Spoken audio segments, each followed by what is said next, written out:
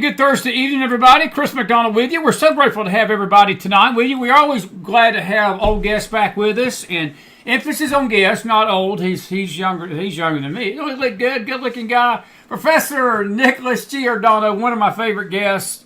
He is a professor up in Brooklyn, and y'all known him before. He's been on our show several times, and we're always grateful to have him. Buddy, it's good to see you tonight. We've had such a whirlwind few weeks in our country, and I don't even know where to start, but we'll find a place somewhere here. Good to see you tonight. How you been? Always a pleasure, Chris. Thank you for having me. It is a pleasure having you, buddy. It really is. I do want to ask you, first off, the Supreme Court last week had a whirlwind day Friday. A lot of cases came down. I think one of the most important was this sort of reining in of these district judges, Professor, and then Amy Coney Barrett's beatdown of Kajani Brown. I don't know who a woman is, Brown. I thought was popcorn worthy, but I just hope that this will calm down this radical judiciary, and I want you to speak to that a little bit, because Coney Barrett made a great point, and it's something the liberals are really good at doing. They want to rein in the power of the president when he's Donald Trump. They don't want to rein in the power of the president when it's Joe Biden, Barack Obama, or Bill Clinton. But what they do, they want to establish a tyrannical judiciary to try to rein in a tyrannical executive branch, in their opinion. And Coney Barrett basically, I thought, hit a grand slam, and she said, you can't have it both ways, because we're equal in power, we're equal in government. It's what our Constitution and Founding Fathers wanted this to be. But it was getting out of hand, man, and they were hamstringing Trump. And these feckless Republicans, I want you to speak to this a little bit, because they could have put a stop to this. They could have stepped up to the plate and put a stop to some of this stuff, because the Congress has power in that area. But what's your thoughts on all these cases? And we'll get to some other stuff tonight. But what was your thoughts about the Supreme Court last Friday and what they ruled? I thought it was a big day for the country. The idea that one district court judge could issue a nationwide injunction and stop a president's agenda in its tracks over and over again is completely ludicrous. That's not the way the system was designed or set up. Alexander Hamilton actually argued in the Federalist Papers that the judicial branch is going to be the weakest branch of government. That's why Supreme Court justices end up getting lifetime appointments. But he argued that the reason it's so important that we have an independent judiciary that isn't beholden to a legislative body and isn't beholden to a president is because we want judges to rule through the Constitution. That we want judges to review the evidence, look at the case file, and then determine, is it within the original intent of the Constitution of the United States? They didn't want ideology to infect the bench. And according to many of these district court judges, and Justice Jackson as well, that's exactly what's happened. They've ruled through ideology, not evidence. I mean, just look at some of the cases. So the case that you're talking about actually stemmed from the birthright citizenship case, the challenge to Trump's executive order. But the Supreme Court didn't rule on that. They actually just took up the nationwide injunctions and what's going on with that. But look at some of the cases. Trump terminated provisional employees with the federal government. A judge issues a nationwide injunction saying you can't do that. Well, provisional employees have no protections in place. That no president ever had a difficult time firing provisional employees. But Trump can't do that. When Trump wants to move around the organization within an agency like USAID, judges stepped in. Well, no, you can't do that. When President Trump decided that he wants to change the DEI grants, that he no longer wants our tax dollars to be used for DEI, judges stepped in, tried to freeze that. When Trump said, well, no, there can't be transgenders in the military. Well, again, the judges came in and tried to stop that. And when you look at it, the military, presidents have had wide latitude. It's the one part of government where you can actually discriminate. It doesn't necessarily follow the Constitution. Time and time again, the Supreme Court has ruled that the United States government can be very discriminatory when it comes to our military, and now judges are trying to stop them. So if president can't control hiring and firing of bureaucrats, if president can't control the management within an agency, if the president can't control what programs, as far discretionary programs within an agency, what programs they're spending money on, well, then what can a judge do? I mean, let's be honest about this. And I'm not a fan of executive orders. I want to make that clear. I believe that we have Congress for a reason. But the point I'm trying to make is that one judge doesn't get to determine what a president can do and what a president can't do. It should go all the way up to the Supreme Court. The Supreme Court should be the decider if something's constitutional or not. And then either Congress can overturn it through a constitutional amendment, or Congress and the president can pull back a little bit. That's up to them. That's how the system is supposed to work. Unfortunately, it hasn't worked that way. And just to give an example of how this is all about ideology, has nothing to do with policy. If you look at George W. Bush when he was president, he had about 12 nationwide injunctions against him. President Obama had about 12 or 13. President Trump in his first term had 60-something, I believe. Right.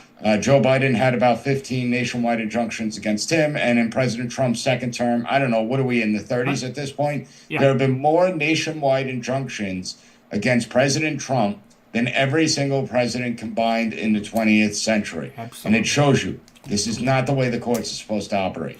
No, it's not. And I'm with you 1,000,000,000%. If there's such a number about the executive orders, and I think that we need to realize that these executive orders we saw it. Look, Trump has erased everything Joe Biden had done by executive order the day he took office. God forbid, in the worst just like Joe Biden erased everything Trump did when he took office. And if worst of worst nightmares occurs in 28, if a Democrat president gets in that White House again, he'll erase all this, and that's where Congress has got to start stepping to the plate. And I give a shout out to my representative here, Tim Burchett, in Tennessee. He's not my favorite representative, but I do give him a shout out because he has been screaming to his lungs about Congress needs to codify these into law. They need to get together. And Professor, it's not like we don't have a majority. 53-47 majority in the Senate should be saved. Now, of course, you got rhinos running all over the place, and that certainly don't help. Well, for most bills in the Senate, you actually need a 60-vote majority in order for a bill to pass. So that's where it creates a little bit of a problem for Republicans, because they need 7 Democrats at the very least, and that assumes that all Republicans are voting in lockstep, 7 Democrats to join with Republicans to vote on bills. So let's just say President Trump did want to issue a transgender ban, and he wanted a bill in Congress that actually looked at that in the military. That would be a 60-vote threshold that would have to be issued in the Senate in order to codify that, for it to go to the president's desk. So it becomes a little bit more complex in the United States Senate. But the thing is, Republicans don't even bring these things up for debate or vote. Many of them don't even introduce bills regarding these issues. And that's what they should be doing. At least get the Democrats on record. You know, if Democrats are going to vote no on certain bills to codify some of the things that President Trump is doing, then get them on record to vote no about it. You know, just with the whole big, beautiful bill. We just saw, you know, the Senate parliamentarian said that the illegal immigrants on Medicaid, you can't include that because that's more policy. It's not based on reconciliation. Okay, so Republicans in the House and should have immediately introduced a standalone bill that blocks illegal immigrants from collecting Medicaid. Amen. That would filter up to the Senate in about a week. Let the Senate vote on it. And wherever the chips fall, they fall, but at least get everyone on record with their votes. I'm glad you brought the 60-vote thing up, because I know that a lot of people out there, including myself, I get confused sometimes on what bills require a simple majority and what bills require 60 votes. Can you sort of explain that a little bit to our audience? It is frustrating. Tell us a little bit, because there's a lot of times that there are some things that you just need a simple majority on, and like you said, there's other things the threshold is very high. Is that something the Senate imposed on itself, or I know it's not constitutional, is it? Well, it shortly emerged after the Constitution, so it's not technically a 60-vote threshold. It's that the minority party can issue a filibuster. In order to break a filibuster, you need 60 votes to actually break this filibuster. Okay. So that's why it requires some jockeying to get people from the other side. And it was a tool that was put in place early on in our history. I believe in 1801 was when the filibuster emerged.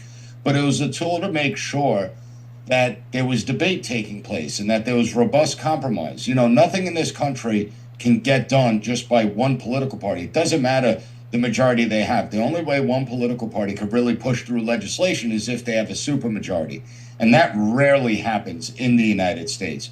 So whether it's Republicans in power in the Senate, they're going to have to rely on some Democrat votes, or Democrats are in power, they have to rely on some Republican votes. A lot of times the 60 vote threshold is strictly with the public bills. These are the bills that people are most familiar with, bills like infrastructure and stuff like that, public education and healthcare. But when it comes to reconciliation bills, then it just goes by simple majority. When it comes to voting on a president's nominees for cabinet positions or the federal bench, then you could use a simple majority. But for the most part, when it comes to the public bills, you need 60 votes to get it through across the finish line. And who determines that difference? Congress, or is there like, and I don't mean to sound stupid, but is there like a book out there that gives them the guidelines on which bills would fall into that category and which do not, or is that just decorum in the Senate?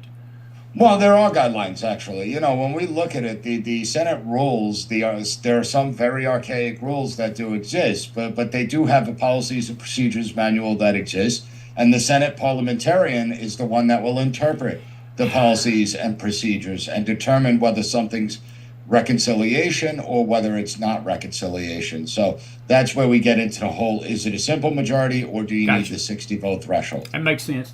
Let me ask you about this parliamentarian, because I don't think in all my years I've never I think it's the first time I've ever heard of a parliamentarian taking such a role in such a big bill in our country before, and wound up that she was put in there by all people Harry Reid, the late Harry Reid. And how did we get to this point that a simple parliamentarian was dictating policy to our nation? And you sort of alluded to it there. Was this normal, or was this abnormal, or is it just one of these things that we've just never seen it publicly put out there before until now because of the importance of this bill that we call it the big beautiful bill? Was this something abnormal, or was this something that really does go on? We just don't hear about it much. It's something that really does go on. You just don't hear it. You heard it with the big, beautiful bill, and that's why a lot of Americans are like, what's up? We got a Senate parliamentarian? What's that? Right. But exactly. as far as the parliamentarian goes, you always have to be very careful how you play the game, right? So there's a lot of pressure on Senator Thune. Hey, this parliamentarian was appointed by Harry Reid, and she's a Democrat. She should be fired. I don't necessarily agree with that. She's been pretty even-keeled from what I've seen throughout the years. But more importantly, when you fire a person for political purposes, well, what do you think the other party's going to do when they get in power? They'll do the same exact thing. Great point. So as far as the parliamentarian, it's not like they have the final say on anything. She's just determining, well, no, this is within the guidelines of reconciliation, or it's not. So when she makes the determination, it's up to the senators to go back, and they could either rewrite the amendment so it's more within the guidelines of reconciliation. But understand, I do want to see the big, beautiful bill passed. Okay, I'm not a fan of a lot of provisions in it. I don't think it's the greatest bill, but there are some self-interest things that I do like of the bill, and I'm not going to lie. That's how I vote, based on my own self-interest. If it improves my life, I'll take it. If it doesn't, I'll reject it. But when we're looking at this reconciliation process, I don't necessarily like these bills because, one, the bills are just way too long, where ordinary Americans can't really grasp what the policies are. And the politicians that are the ones that are supposed to be creating the legislation, they don't even know it themselves, yet they're actually voting on this stuff. So true. You're not having any real debates about what the unintended consequences are or what the benefits are. Instead, it turns all emotional. And you see that with the Medicaid, people getting thrown off Medicaid, or are they not getting thrown off Medicaid? We're just going to have standards. Nobody's talking about the actual policies. But worst of all, bills like the reconciliation bill project 10 years outwards. So why are we crafting bills that are projecting 10 years outwards? If I go by the CBO score, this bill is going to add $3.3 trillion to our national debt. Now, the CBO has been notoriously wrong on every single major piece of legislation you could possibly imagine. But the CBO's ruling is completely irrelevant anyway, because it's saying in 10 years it's $3.3 trillion in debt. Well, what happens if in year 2 we're at war with some other country? Okay, obviously the whole reconciliation bill is thrown out the window. What if we get into an economic calamity? I mean, there are so many things that will change within 10 years. Great point. Why we create 10-year bills doesn't make any sense. And let's face it, Trump only has 4 years in office. So whoever the next president's going to be, they're going to want to see changes. They're not going to want to operate on Trump's reconciliation bill. Whether it's a Democrat or Republican, they're going to want to create their own reconciliation bill. They have different priorities that they want to push out there. So this idea of 10-year bill, it's completely ridiculous. And I think that this is a great example of how Congress has failed to do its job. Most of the measures in this bill can be done through standalone process, but they won't do it. And I understand why, because Democrats aren't going to work with Republicans in the Senate, and they're not going to get the 60 vote threshold. So let's jam everything in under a reconciliation process and hope that it passes by a simple majority. And this bill goes back to the House now. Do you expect the House to coalesce with the Senate? Because there was a lot of changes the Senate made in the House version, and this Medicaid issue with the illegals is sort of eating on a lot of folks. And I got to ask you a few questions about that in a minute. But how confident are you that this even happens tomorrow? Because the House has got to vote on this. And I know President Trump's July 4th deadline is not Armageddon, but that's what he's hoping that he'll get this done by Friday. But or do you feel the House is going to go along with this and pass it? Well, I think Republicans are in a conundrum, including going all the way up to President Trump, because let's be honest, if this bill fails, it's going to neuter this administration for the next year and a half until the midterm elections. So the Trump administration needs this bill to pass to show, hey, I got the promises I made to you, I got some of them done. If it fails, it will be a disaster for Republicans. People will be like, okay, you can't govern. It will be the whole Obamacare 2.0, right? So Republicans campaigned for years, 4 or 5 years, on we're going to repeal and replace Obamacare. And they didn't do it. And then finally in 2017, they had the opportunity to repeal it. And it wasn't necessarily the repeal part. You know, a lot of people focus on that. But the reality was Republicans had nothing to replace it with. They didn't have anything to come out and introduce on day one. Here's the legislation of what we're going to replace Obamacare with. So you're telling me within 6 years, you guys couldn't get behind the scenes, focus groups and craft a bill to change healthcare, to change Obamacare in a way that makes sense for America and strengthens our country and helps people out?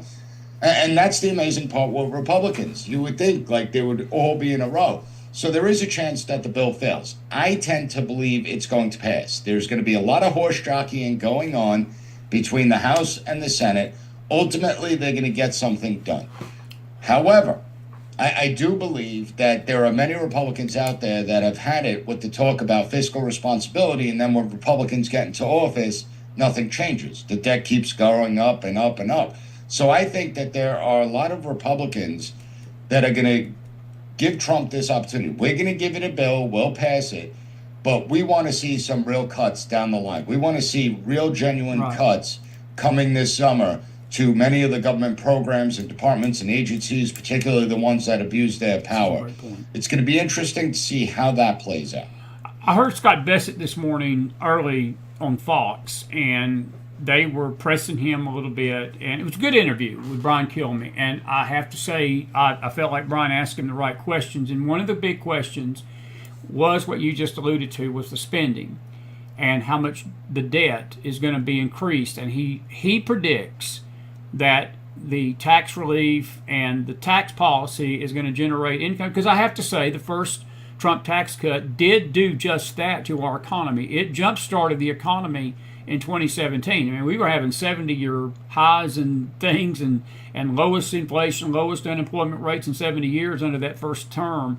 And I think that's what they're banking on this time. It's roll of the dice, because $5 trillion is a lot of money to add to the debt, but they're banking on that the revenues that are going to come in are going to sort of offset that. And that was his take and theory on why they're willing to risk this. Is that a wise move in your opinion, or do you think that that's playing sort of like playing with the house money, and you pray to God, you're playing the house money, but you're praying to God it comes through, because the house is going to come calling on you if this don't work out?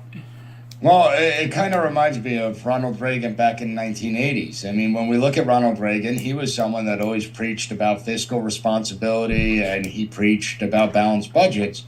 Yet he saw the threats that the Soviet posed, and he made the decision. Well, we're going to spend so much on defense, we're going to go into debt doing it. But at the end of the day, it's worth it to go into that debt to defeat the Soviets and topple them. And he made that calculated decision. Well, I think the Trump administration, while it's a little bit different, obviously, it's a much bigger debt we have today. I think the Trump administration is making the bet and telling people, well, they're not really telling people, they're not selling it very well, I'll tell you that. But they're saying, listen, in 2017, when we did the tax cuts, the CBO said that the Treasury was going to be taking in less money, that it was going to explode the national debt. And the truth of the matter is that we actually took in more tax revenue with lower tax rates. With this bill, the administration's arguing that the CBO says that this is going to add $3.3 trillion to our national debt. But the CBO is basing it on a 1.7% growth rate in GDP. We anticipate that it's going to be more like 4% or maybe even 5% of GDP growth, which would actually make the bill then deficit neutral.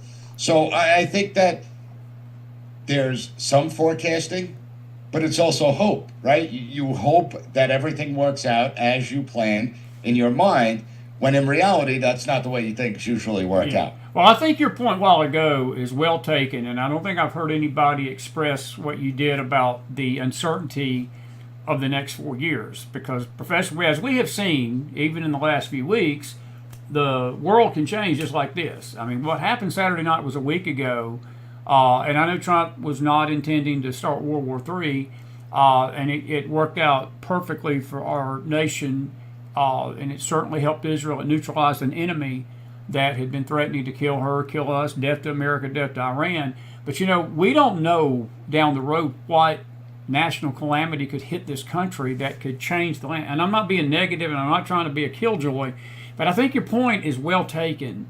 And let's make it a positive, right? So about a month ago, I put out an episode of my podcast talking about the literal gold mine that's under our feet throughout the United States. So over the course of the last 2 years, the United States has found some of the largest lithium deposits in the world here in America. Right. We found precious metals. We found the rare earth minerals that we rely on China for.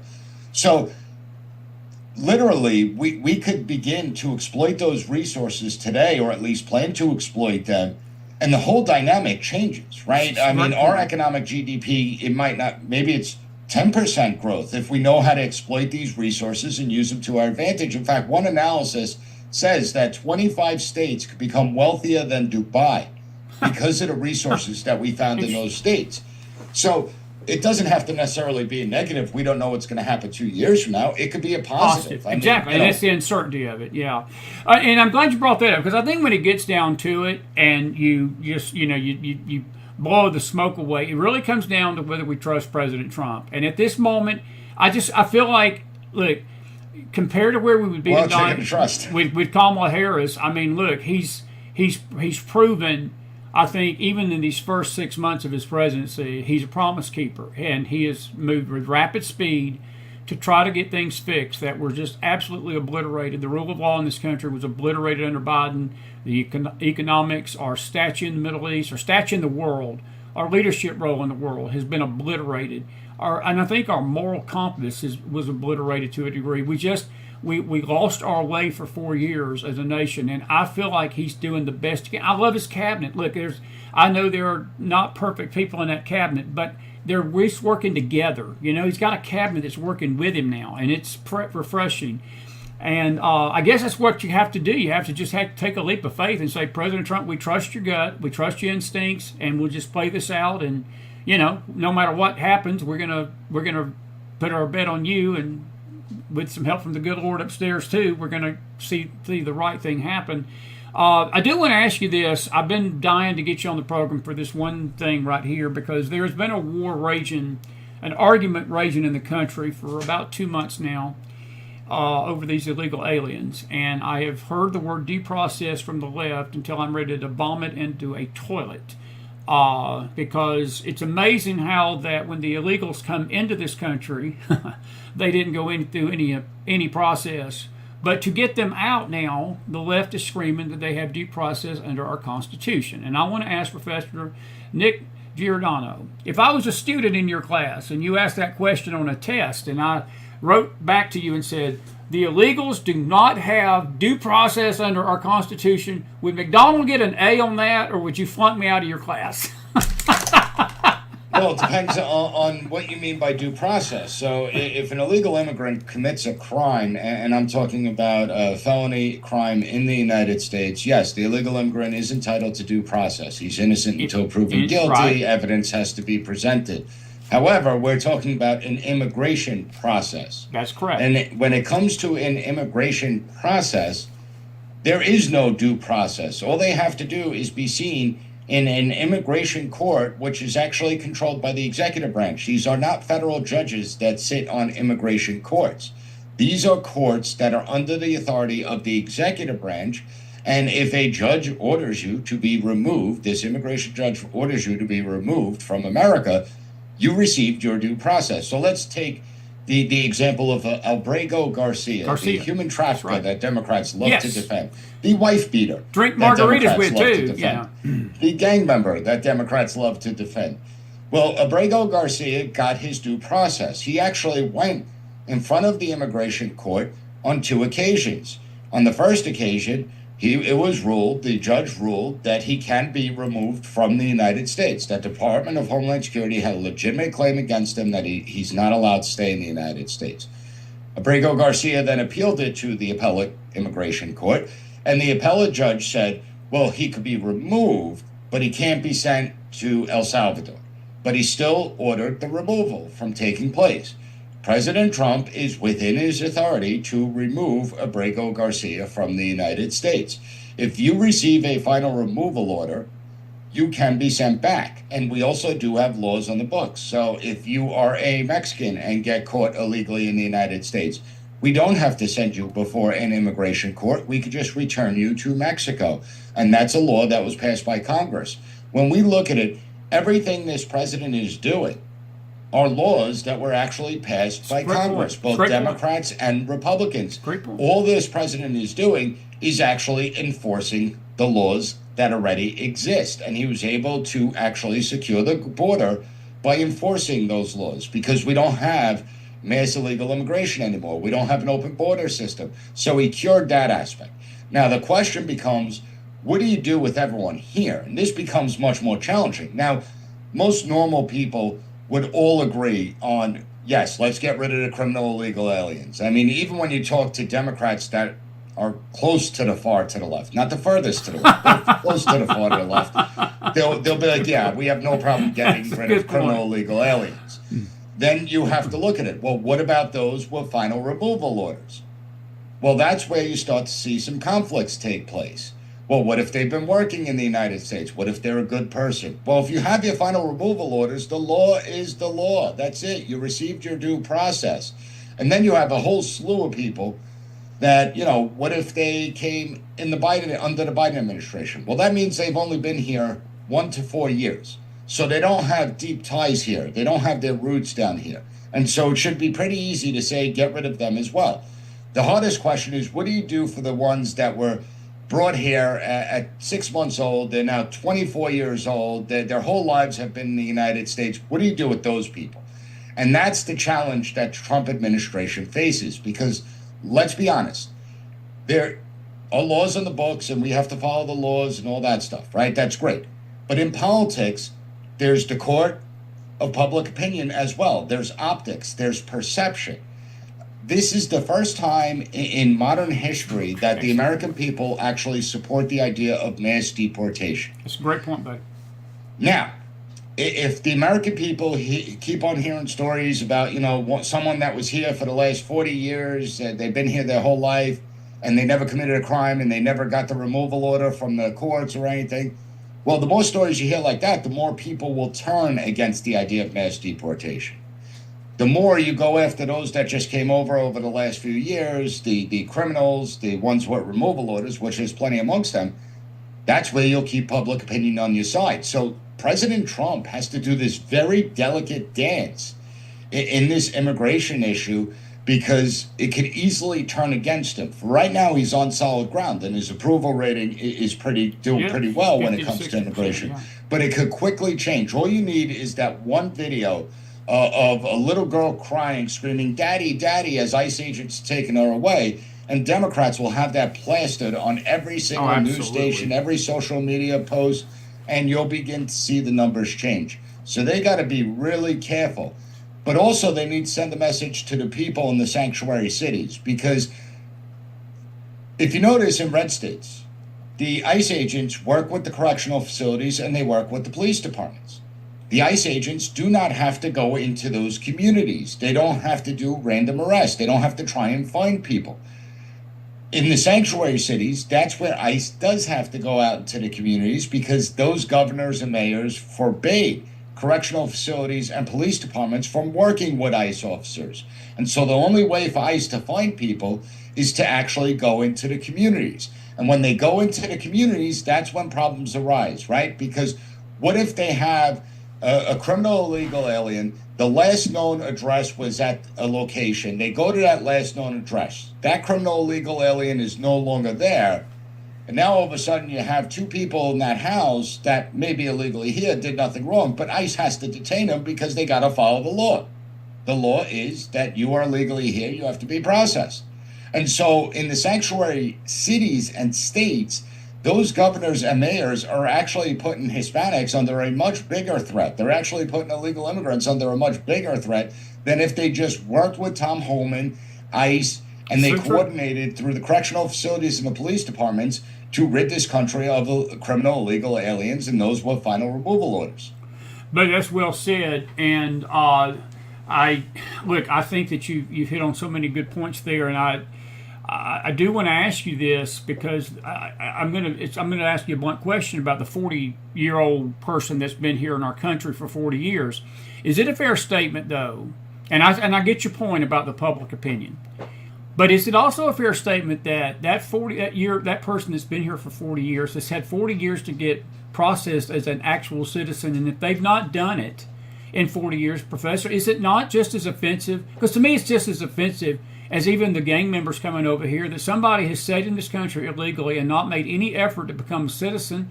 To me, that's thumbing their nose at our law just as much as any gang member is. Maybe I'm going to be a little narrow-minded about that, but I feel like if you've been here that long and you have not made any effort to become a citizen of our country, you've had no intention to become a citizen of our country ever.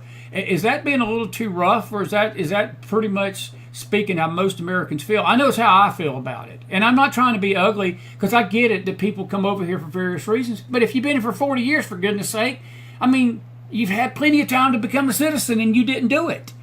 You know, and that's a good point. And a lot of people feel that way with the 40 years. And I agree with, if you've been here for 40 years and didn't even make an attempt, I think from my perspective, I'm more sympathetic to the ones that came over as babies.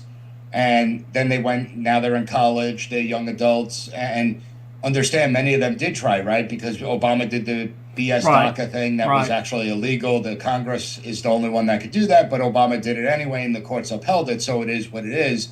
It's those people that concern me. You know, listen, I don't believe in amnesty. I'm not an amnesty type guy, but I also don't believe if someone is 20 years old and they came here when they were 6 months old, you can't send them back to some native country that they don't even know. Let's be honest. I'll agree with the that. United That's States fair is enough. a home. That's fair. And so the question is, what do we do with them? I do think that there needs to be a legalized mechanism that doesn't grant citizenship, but at the same time recognizes that these people have been here. They weren't brought here under their own. Obviously, they were brought here by their parents when they were really young. But when they come of age, they should have had to register. And if you didn't register, then you could be deported. But if you did register, I think that we got to figure something out for those people. And that's just my personal opinion. A lot of people will disagree with me. However, I do work. I mean, I teach at a community college, and a lot of my students did come over when they were extraordinarily young.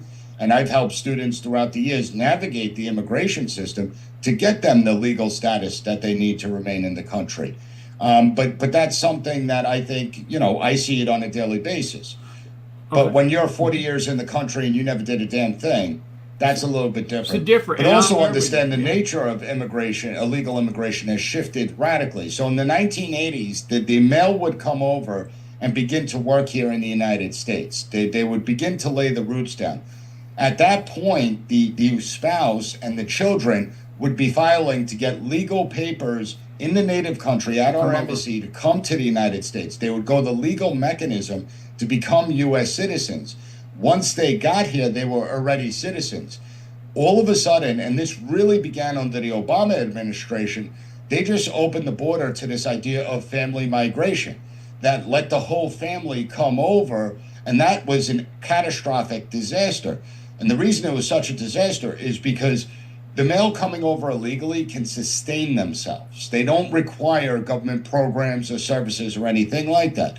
When you're bringing the whole family unit over, well, now they require programs and services and education requirements, healthcare requirements, and all that. And we entice millions upon millions upon millions of people to come. When Democrats use that there are 12 million illegal immigrants in the United States, understand they've been using that same number since 2005, 2006, as if no one else has come across the border since then. The real number of illegal immigrants in the United States is probably closer to about 35 to 40 million. Okay, MIT and Yale did a study where they estimated it was between 18 to 25 million. This study was back in 2018 or 17 or 18.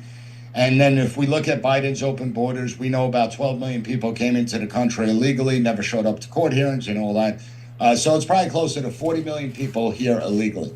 Does anyone else in this world think that there's a country that could survive when you have open borders like that? No. More importantly, the reason the United States has worked so well. So again, for your audience to understand, the United States is the most unique nation on this entire planet. There is no other country like us.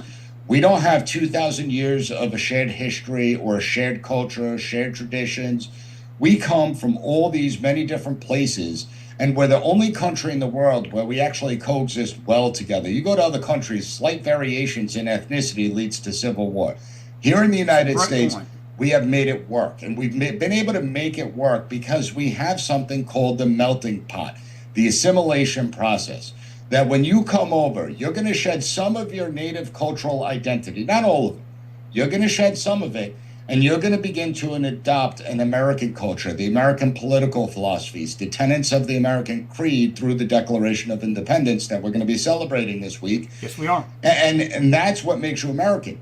The problem today is that we've been so overwhelmed within the system that all the newly arrived people can't assimilate. They don't have time to assimilate. And we live in a day and age where, think about it logically. You could come to this country, you could go shop in Spanish shops, you could watch Spanish TV, you could watch Italian TV, Chinese TV, you could find people that only speak your culture, your language, and so you don't necessarily have to become Americanized to stay in the United States. But do you have that loyalty and bond if you don't go through that assimilation process? And that's where the danger lies. So beautifully said. I know we've got about 5 minutes. This time is going on like this, but I do want to ask you this. All this we've talked about tonight about the assimilation and the immigration issue, where does this overlap with all of these protests and these anti-Semitic marches and this other? I've read some of your a lot of your posts that you put on the PAS report. Great podcast, great stuff on Facebook that you post.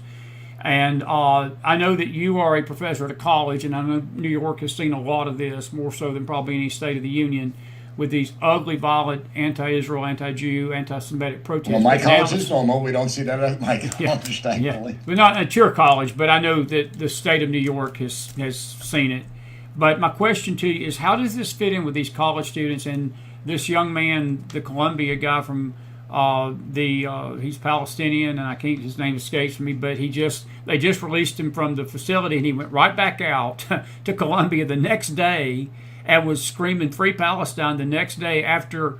The Trump administration tried to tell the courts he was a threat, that's what he was doing, that he wasn't over here. He's using these student visas to come over here to basically protest America and to create civil unrest. And Marco Rubio, look, he as good as said that that's a privilege We give you those visas on a privilege. This is not a right that you've got, and you come over here and you foment unrest, we're going to kick your carcass out.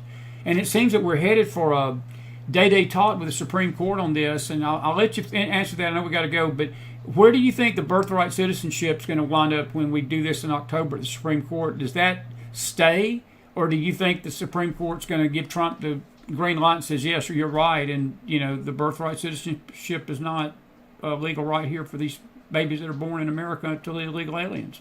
So I'm going to answer this in two different ways. First, I'm going to take up the student protests that we see, the people on the streets protesting.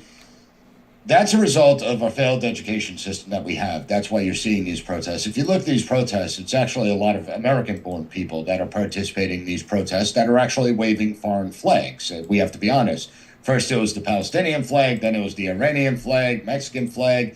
It's truly amazing. But you have an entire group of people in the United States that have been taught to have disdain and hate for the country that they come from and that they're in. And I think that represents an extraordinary danger to the future of our country. I mean, think about it logically. All these kids that are graduating college that have hatred for the United States. Well, remember, we say the students of today are the leaders of tomorrow. Sooner or later, these will be the ones that are in charge of the policymaking process. They'll be the lawyers, the doctors, the university professors. And so it's a little scary that how can you be a policymaker for a country that you despise? How does that work out? Well, and I will tell everyone now, we have to fix our education system. Absolutely, buddy. No nation will ever survive if the inhabitants of that nation are taught to hate it. So we have to get that fixed. As far as birthright citizenship, whether the audience, thinks it's good or bad, everyone can make up their own opinions. As far as the Supreme Court goes, I do believe that they're going to rule that birthright citizenship is upheld through the 14th Amendment, that if you were born in the United States, you will be a United States citizen. I think that they'll just keep that because it's the least controversial. But also, I think that many of them actually believe that. Whether or not you agree, it is what it is. The Supreme Court's going to make their ruling, and I would put it, it's always difficult to predict the Supreme Court and how they're going to rule on certain issues. But I think with this one, I do believe they're going to uphold the idea of birthright citizenship. Do you believe illegal aliens are entitled to Medicaid? No. I mean, I am someone that believes that no one's entitled to anything. I believe that if you are truly disabled, if you are truly impoverished, then we should help you out. We are a humane nation. We are a civilized nation, and we do believe in social safety nets. However, we have seen rampant abuse of the system. And understand, there's limited money in the pot. In every government program, it's not like these programs have endless amounts of money.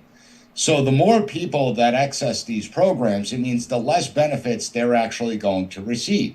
So if you have 20 million illegal immigrants, and I don't know what the numbers are, I think it's about 1.5 million illegal immigrants accessing Medicaid. Well, I'd rather take care of the American single mom that's working 2 jobs and still in poverty. I'd rather give her more money so she quit one of her jobs and spend time with a kid. And when we look at it, this idea, the reason our immigration system worked for so long is that when people came here, they had to be able to take care of themselves. We all hear the stories. They came over from Ellis Island. They had, a couple of dollars in their pocket, and then they were able to become successful. No nation imports people that are going to live off the government dime. I mean, we already have problems within the Medicaid system. Medicaid, as it is today, is unsustainable. Absolutely, the Government Accountability Office estimates between 10 to 40% of Medicaid is fraudulent. This is a $600 billion program. Okay, so even if it's just 10%, that means $60 billion a year in fraud alone. That is not sustainable. And so we have to root it out. But we also have to have standards. If you are an able-bodied individual of sound mind, and you could physically go out and work, well, then you should be working. It's not hard. I mean, if we look at the big, beautiful bill, the work requirement is either 80 hours a month working or 80 hours a month in education. You're in college or something, and you could still qualify for Medicaid. That's not too much to ask. You're working 80 hours a month, and you're still in poverty. We're going to give you health insurance.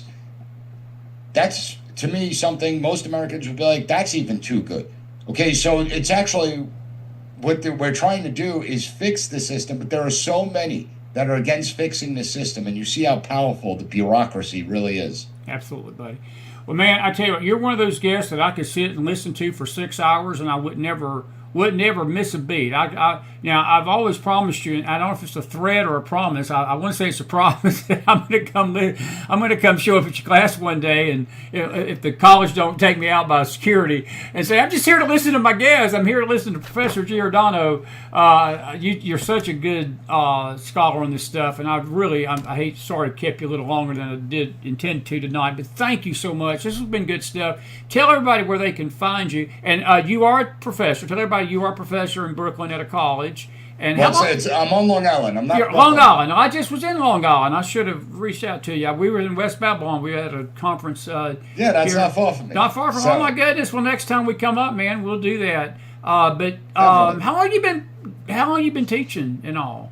I'm in the classroom going on 20 years now. 20 years. Well, you are a very. I had a full set of hair when I first started teaching.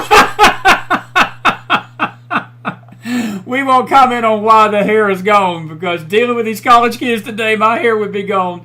Muhammad Khalil was the name that I was trying to come up with a while ago. And listen, I want you to come back on. Well, this is July, maybe August. We'll get you back on. I've really enjoyed these sessions with you and talks, and we hope that you can come back. You know you're welcome anytime. I'm just going to say, the next time you're on Gutfeld, just tell Gutfeld is a Southern redneck. He's got a great podcast, and Christopher McDonald's big fan. And say if he's ever desperate and he's really like looking at the bottom of the barrel and he can't find nobody to come on his show and he wants just for comic relief, if nothing else, just comic relief to hear this redneck run his mouth, tell him I'm available anytime he wants me to come up, okay? And don't forget us little guys down here. What's your website, how they can find you? Everyone go to pasreport.com. They check it out there and pay attention to Thursday, because I will be releasing an episode on the PAS Report podcast where I do break down the Declaration of Independence line by line. There are a lot of people that have never read the Declaration in their life, but there's a whole host of people that have read it. They know the words, but they don't know the meaning behind those words. And so I'm going to break it all down on Thursday, because we have to begin to take this country back. This is the most exceptional nation in the history of the world. We're on the 249th birthday, and we need to keep this American experiment going, because if the American experiment dies, what other hope does the world have? Well, I'll tell you what, make me a promise. Next time you're on, and even if it's July, don't matter, we can come back and do this the month. I would like for us to do a show just on that. Let you go through, give you as long as you want. And I think that would be an informative show, and I think that it would do us all good. That encouraged me that somebody's doing that, and I think you're the perfect man to do it. But listen, I thank you so much for taking your time out on a Tuesday night to come be with us. I'm looking at the comments in the chat. People love you, and they always do. We always get good comments about you when you come. And be safe up there. And hopefully we'll run into each other in person one of these days. And I appreciate your input. Always a pleasure to have you. You know you're always welcome here. And thank you for being with me tonight on the McFiles, Professor. Thank you for having me, Chris. God bless.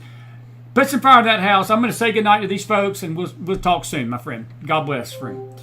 That's Professor Nicolas Giordano. We appreciate him being with us tonight. Somebody needs to put some fire in that house. Let me see if I can get the... I got to get this turned off. We got to end the meeting so I can pop up on the screen here. And how was your experience? I probably should never put that as a poll question about the McFiles every night. How was your experience?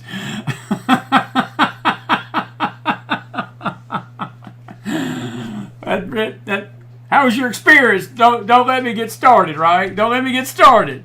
Did you enjoy the professor? That was good stuff, wasn't it? That was good stuff. And pasreport.com.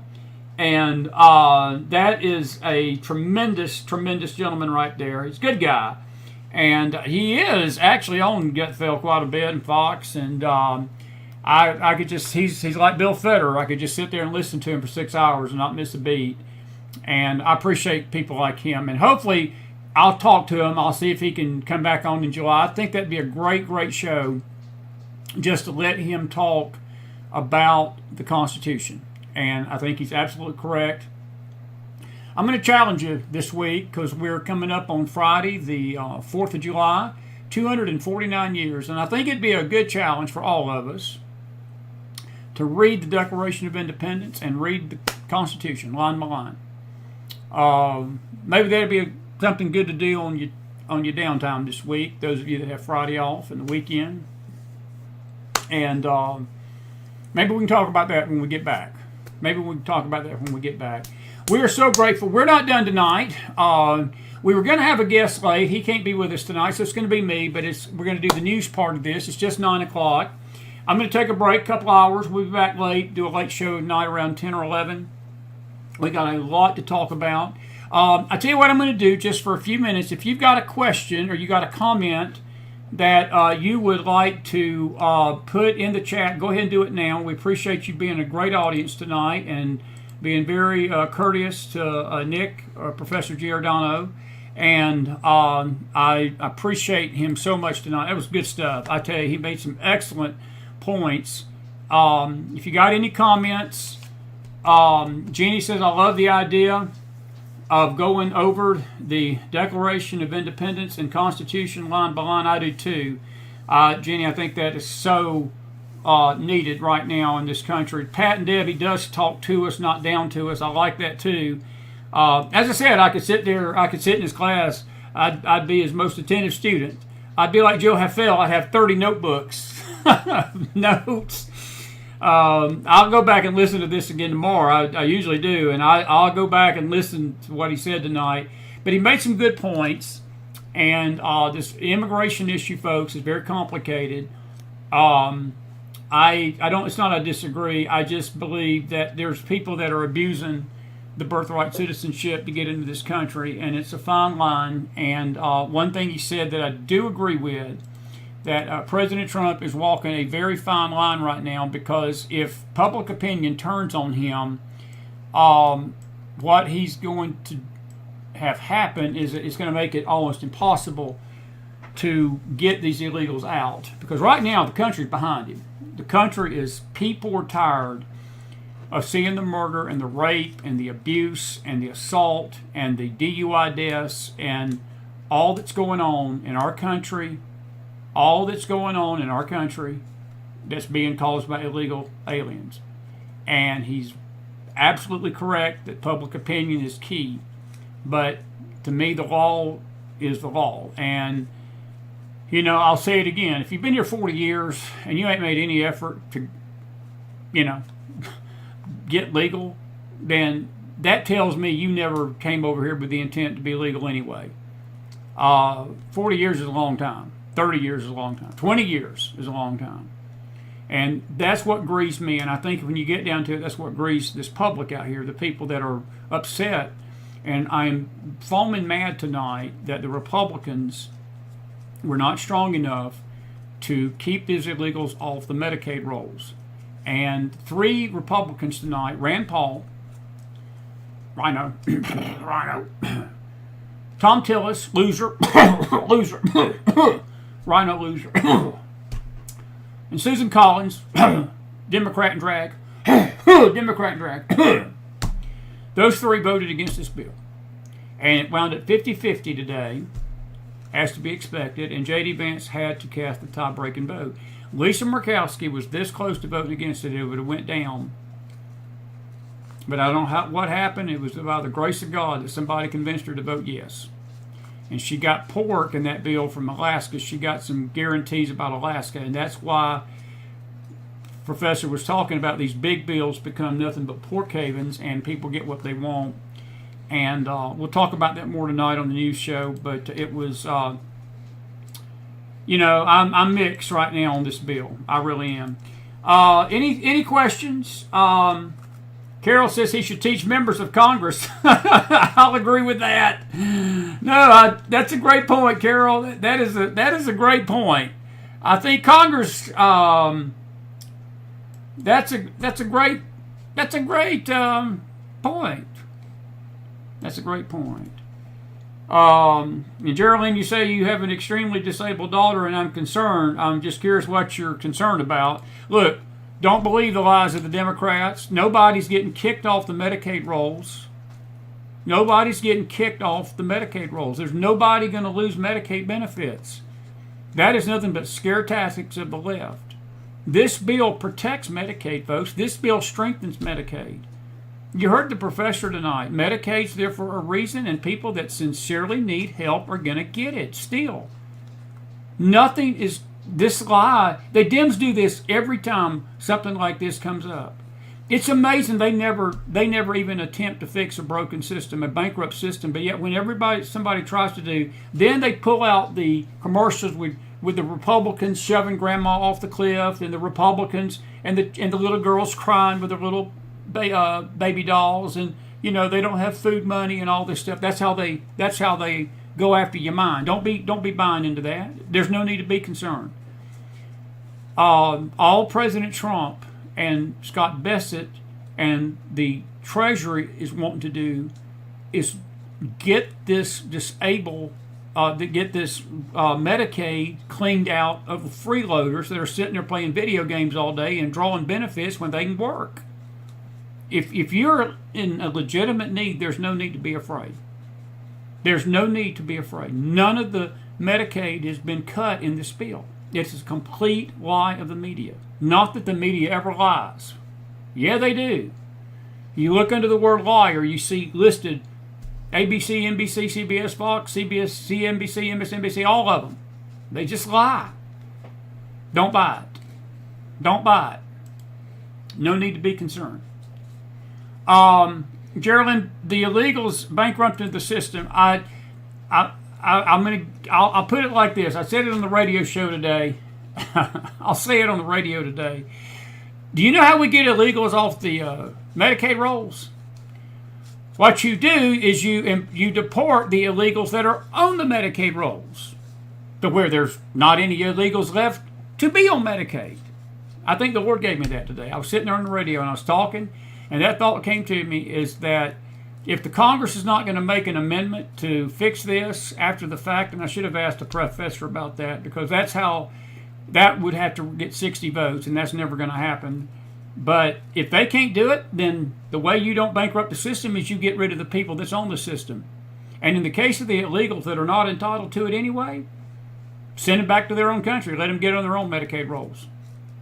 But you're going to have a strong accounting system and make sure that benefits don't fall into Mexico and Honduras and Colombia. I guarantee you tonight, there are probably people in foreign countries collecting benefits from this country. I wouldn't doubt it. I think Chris's idea is pretty good. What y'all think? I came up with all sorts of good ideas. I wouldn't worry about them bankrupting the system. Not under President Trump. Elaine says, Tillis, I'm sure that he got a bunch of angry phone calls. I'm waiting to calm down to write him a long letter. No, Elaine, write him when you're not calmed down. Good thing he decided to retire, because North Carolina will drop kick him out when he runs again if he does. You hope. No,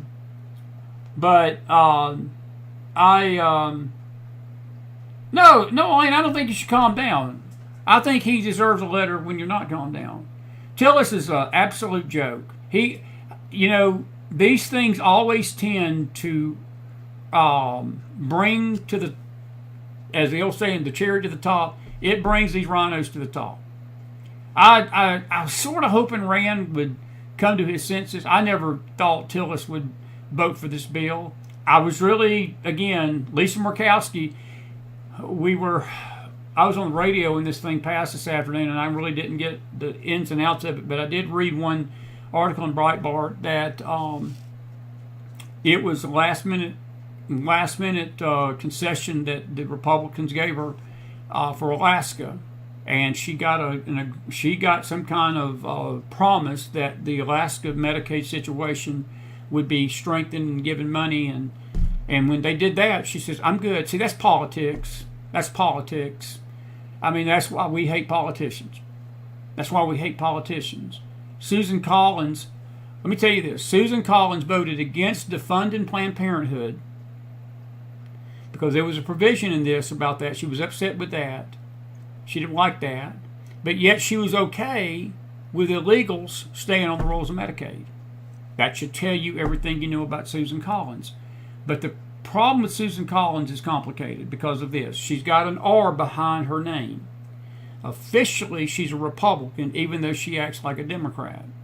And when it comes to the balance of power, and it comes to those committee chairmanships, and it comes to who's in control of the Senate, that R means everything, even if she ain't going to vote. And I've got a feeling the Republicans in the Senate pretty much know it's not a 53-47 advantage, it's 52-48.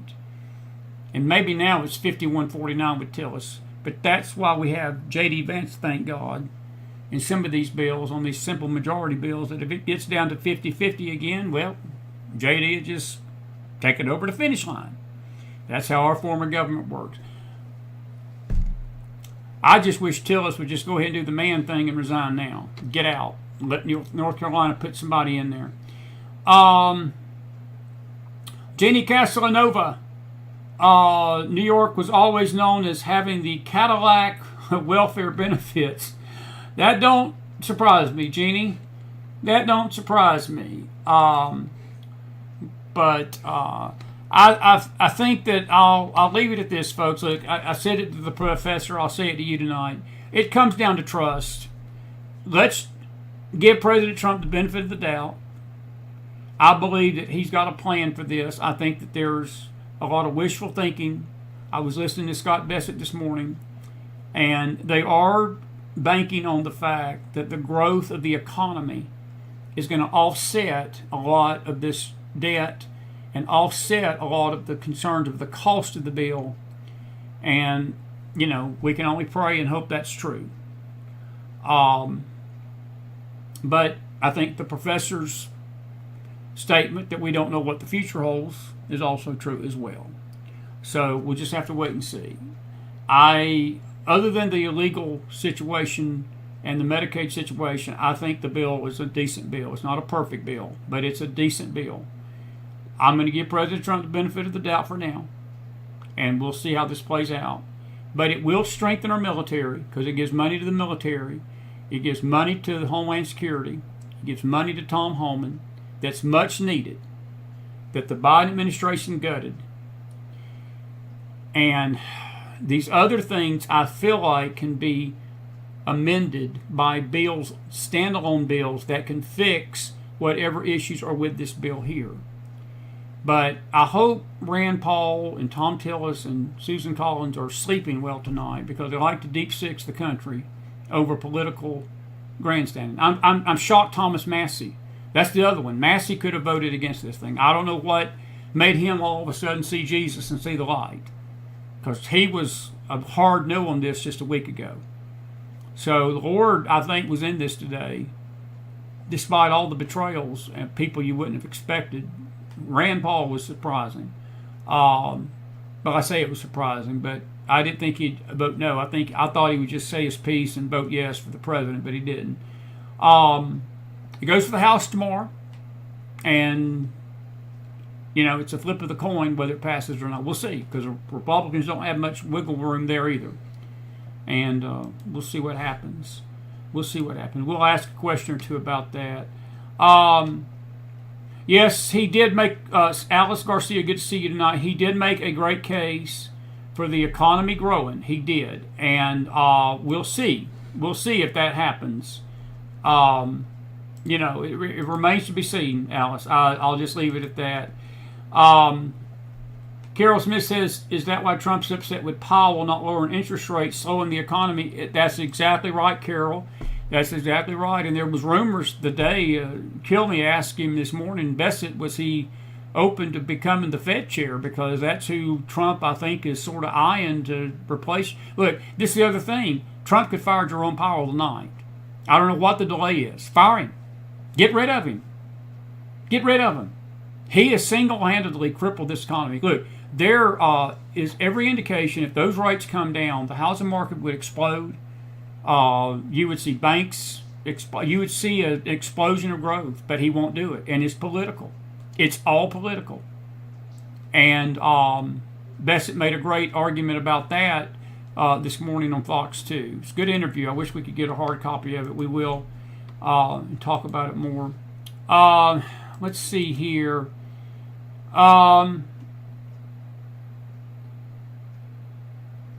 Companies, Roger Hooker says, America and other countries have committed to $15 trillion in investments, so growth is coming. Roger, we have to hope. Elaine Willard says, the governor replaces our senator instead of outside of voting, and our governor is a Dem.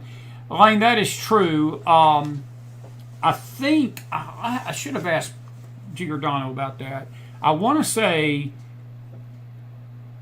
decorum is that you replace a Republican with a Republican. I don't think they can replace a Republican with a Dem. You have to have a special election. You have to have a special election. But that's why elections matter. That's why elections matter. All right. Listen, I want to take a break. I'll be back. We'll talk about all this again tonight. We won't be on too terribly late. We'll be back on about now, probably around 10:30. I want to just say tonight, we said it on the Face Show this morning. I know a lot of you have heard Reverend Jimmy Swaggart, great man of God, 72 years of ministry, 90 years old, went on to be with Jesus this morning early. He had been in an unconscious state for 2 weeks. I understand that he did come out of that. I kept saying he was in a coma. Evidently, he was speaking to his family a little bit. I'll share one quick story. We'll talk about it more tonight. Donnie put an update out yet last night, or Sunday night at the service, I think.